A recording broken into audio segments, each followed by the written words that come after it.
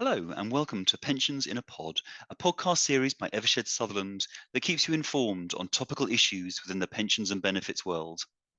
I'm Jeremy Goodwin, partner and head of pensions, and in each episode within this series, we'll hear from speakers across our pensions and benefits team. In this month's Pensions in a Pod, we look at the long-awaited Defined Benefit Funding Code, finally now published and enforced later this year. If we dig into our pensions history books, we can see that this all started back in 2018 with a government white paper drafted in the context of the Carillion case and the Pensions Select Committee. Now we find ourselves in very different circumstances, in particular following the changes to DB funding levels following the 2022 mini-budget. Throughout much of this journey sat one key man at the Pensions Regulator, David Fairs, then head of policy at the Pensions Regulator, and now partner at LCP and honorary professor at Durham University Business School. We're truly delighted that David joins us today to discuss the new funding code, together with my fellow pensions partner, Ele Lovering. Before turning to them, however, I'd like to pick up our normal quick update on what's on the radar in terms of legal developments. In last month's podcast, we mentioned the Virgin Media Court of Appeal judgment, Pensions Regulator's General Code, preparing for dashboards, and the new DB funding code, more of which in just a moment. These are still very much hot topics, but to add to that, I'd like to mention two recent developments. First is the FCA consultation on a new value for money framework for DC schemes. Although this is an FCA consultation, it's very relevant to both trust and contract-based DC schemes, because it will feed into the planned DWP legislation on value for money in the Pension Schemes Bill. Once implemented, the value for money assessment is likely to involve significant additional work for DC trustees, providers, investment governance committees, and their advisors. The regulator has urged DC trustees to respond to the consultation, which closes on the 17th of October. The second thing to mention is the publication of the terms of reference for the government's pensions review, led by the new pensions minister, technically both for the DWP and the Treasury, Emma Reynolds. This will only focus on DC workplace schemes and the local government pension scheme. Watch out for future consultations arising from the government review. So, turning to our key topic for today, we turn to the DB funding code. Now, the aim of today isn't to explain what's in the code in any great detail. We're assuming you'll be broadly aware of this. So we'd instead like to get into, first, what's key for you to be thinking about in relation to the code? And secondly, some of the kind of key issues and challenges that sponsors and trustees should be aware of with this new regime. So Ellie, perhaps we can turn to you first. What are the key aspects of the final code that you'd like to flag? Thanks, Jeremy. There's some important new requirements for sponsors and trustees to be aware of, and these include the requirement for a funding and investment strategy and statement of strategy that will be submitted to the regulator, the requirement for a journey plan, and quite a lot of additional requirements around employer covenant. But what I would like to do is to actually just highlight some of the key changes that have been made in the final version of the code. The first change is in relation to the timing of significant maturity. The regulations say that schemes must have a journey plan that aims for low dependency on the sponsoring employer and investment strategy, which ensures that investments are invested in low dependency investment allocation by the time a scheme reaches significant maturity. So previously, significant maturity was indicated to be set at 12 years. And significant maturity is the point at which a scheme reaches a duration of liabilities. In the final version of the code, this has been changed to 10 years, or for a cash balance benefit, 8 years. But this change from 12 years to generally speaking 10 years, it's been shortened to reflect the economic conditions in 2023.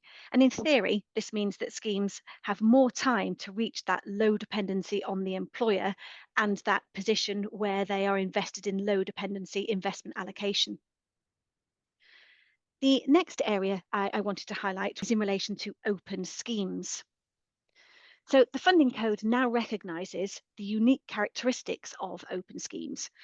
So there's flexibility for trustees to take account of future accrual and new members for a longer period when determining the maturity of the scheme. So this reduces the liabilities of open schemes when we compare them to their equivalent closed schemes, and allows investment risk to be taken for longer, and it will also feed into the journey plan too.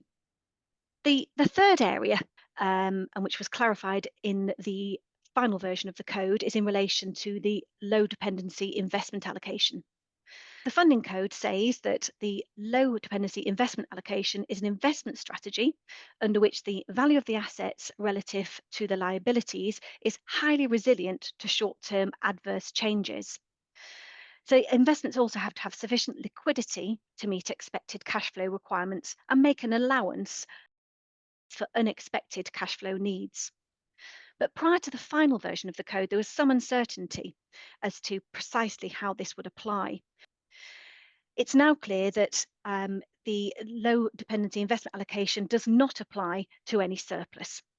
And the LDIA also acts as a notional investment allocation from which a suitable low dependency funding basis can be derived.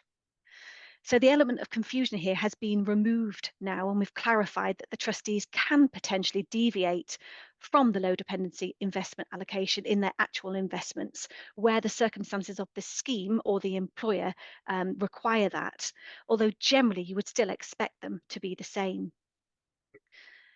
The final point is in relation to employer covenant. So employer covenant has a new legal definition in the regulations, and it means broadly the financial ability of the employer to support its legal obligations to the scheme. And this expected level of support can include any support from contingent assets.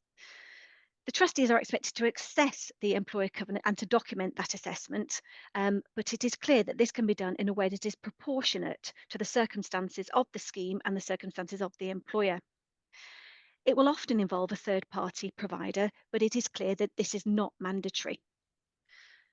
The covenant assessment is forward-looking, and it needs to consider the reliability period and the covenant longevity. Now, the reliability period is how long that the trustees have reasonable certainty over the employer's cash flow, and expect that to be 3 to 6 years. And covenant longevity is how long the trustees have reasonable certainty that the employer will be able to support the scheme, and generally that's not going to be more than 10 years. There's still more detail to come in relation to covenant, and the updated draft covenant guidance is expected to be published relatively soon. So that concludes my whistle-stop tour of the code overall and significant changes to it. So now I will pass back to you, Jeremy. Thanks, Ellen. That's great. So, David, over to you, please, if I can. First of all, I guess one of the things that's been really interesting from a legal point of view in relation to the new regime is the balance of power that goes to setting the investment strategy. So you look at the funding and investment strategy, the FIS, that requires agreement of the employer in relation to the investment strategy. And we look at the SIP, the investment principles, we've known for such a long time, that just requires consultation with the employer. Is there a mistake, or how do we square these two things that look like they clash in practice? Thank you, Jeremy. And as you said right at the beginning, we started the journey on the new funding code back in 2018, and the world was a very different place in those days. Many schemes had deficits, and that often meant there was an adversarial element to valuation discussions. But as a result of the fiscal event in 2022, many schemes are now in surplus, and there's often, I think, quite a common objective actually around the long-term objective and the funding and investment strategy to get there. So, the code does now require that long-term objective to be set, and as Ellie said, there's got to be a journey plan of how you get there. But I think, critically within that journey plan, the employer and the sponsor and the trustees have to agree how much risk is appropriate to take into that. And so it's in the interests of both to be very open about how much risk can be tolerated. And as Ellie said, the covenant is absolutely fundamental in how much support the employer can give to the scheme, and actually for how long it can do that. So I think there is a common objective in trying to be open about agreeing the level of risk that's appropriate. But it probably is worth saying that the policy intent was never to give the sponsor, the employer, control over investment strategy. The policy objective was that there's an agreement on the long-term objective, the journey plan to get there. And as Ele said, the code does make it quite clear that although the trustees and sponsor have to agree the funding and investment strategy, the trustees can, if they think it's appropriate, deviate from that strategy and follow a different investment strategy if that's the right thing to do. So it might seem at odds initially, but I think the code does actually allow that flexibility for trustees to retain control over investment strategy, and that was the policy objective. Thanks, David. It's very helpful. If we stay in the world of investment, I guess one of the key things with the time that's passed is, again, the kind of key policy objectives which have now come through. It's clear the government's got a real desire for pension schemes to be investing in productive finance. But then when we look at the code, it looks on its face potentially conflicting in relation to the way that trustees could do this, but I guess particularly as schemes get more mature. Any comments from your perspective in relation to, again, how we might square those two kind of potentially conflicting policy objectives? So one in terms of focus on productive finance, and one, I guess, looking at more and more prudent kind of investments. So as Ele said, the code does put in place some guide rails, particularly once you get to that point of significant maturity. So you have to have a low dependency investment allocation, and that has to be able to cope with adverse shocks. So you have to be able to recover from those shocks within a given period. But as Ele said, if there is a surplus, then trustees are quite free to invest that however they choose. So although the code does put in place some guide rails, there is lots of flexibility within that, even if you're only 100% funded on your LDIA. But if there's a surplus, you've got even more freedom. So there is flexibility, but I think there is a tension between what this government is trying to do, as indeed the last government did, trying to get pension schemes to invest in the UK economy to drive growth, and what the code is doing. But I think there is a tension, but actually there's also lots of flexibility within that. So I don't think that's too much. What is clear though is after the fiscal event of 2022, there is now quite a lot of focus on liquidity. I think liquidity now appears 62 times in the funding code. So trustees have to decide whether it's appropriate for them that they invest in productive finance, but absolutely they've got to understand what that implication is for the liquidity within their pension scheme. That's very useful. Last question for you is just again a sort of practical point for trustees. We've talked a number of times today about covenant and how important that is under the new regime. It's really clear in relation to the code that the regulator is really wanting trustees to be much more engaged in that day-to-day running of the businesses which support pension schemes, and in particular in relation to affordability and use of free cash flow. And I guess it's quite a challenge for trustees in relation to thinking about how they might do that. And I guess for sponsors to think actually also about how they might allow trustees to have that role around the board table in relation to that. And I guess particularly thinking about your complex sponsors with complex businesses, those with global corporate parents, et cetera, et cetera. How do you see that working through in practice?